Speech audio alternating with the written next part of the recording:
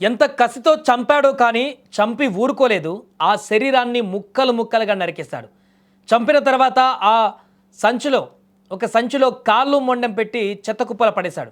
కామారెడ్డి జిల్లా టేక్రియాల్ దగ్గర జరిగిన దారుణ హత్య పోలీసులను సైతం ఇప్పుడు నివ్వెరపోయేలా చేసింది. అది కామారెడ్డి జిల్లా కేంద్రానికి దగ్గరలోని టేక్రియాల్ శివారు.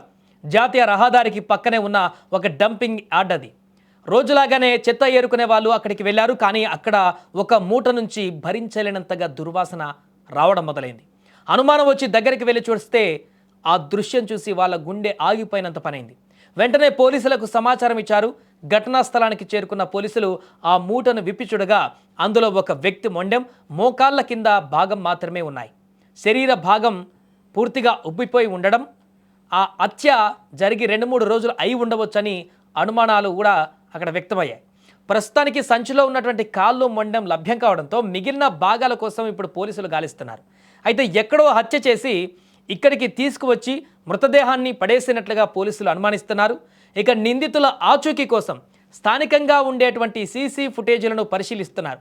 ఎవరైనా అనుమానంగా ఏదైనా ముఠా తీసుకువెళ్ళినటువంటి అంటే ఏదైనా వ్యక్తులు కానీ లేకుంటే మూట కానీ ఈ దృశ్యాల కోసం అన్వేషిస్తున్న సీసీ కెమెరాలలో.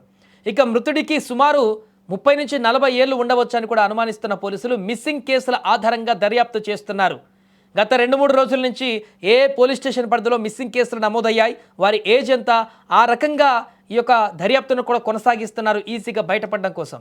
గుర్తు తెలియని విధంగా పూర్తిగా ఈ మృతదేహం ముక్కలు అయిపోయింది కాబట్టి ఈ కేసును ఛేదించేందుకు ఇప్పుడు పోలీసులు విస్తృత స్థాయిలో దర్యాప్తు కొనసాగిస్తున్నారు. ఇంత దారుణమైనటువంటి స్థితిలో హత్య ఎవరు చేశారు, ఎందుకు చేయాల్సి వచ్చింది, ఎవరు అసలు ఆ వ్యక్తి అనేటువంటి ఈ మిస్టరీస్ అన్నీ కూడా తొందరలోనే ఛేదించే అవకాశం ఉంది పోలీసులు. ఏదేమైనా కూడా ఇక్కడ జరిగినటువంటి దారుణమైనటువంటి హత్య కేసు అయితే ఇప్పుడు వైరల్గా మారింది.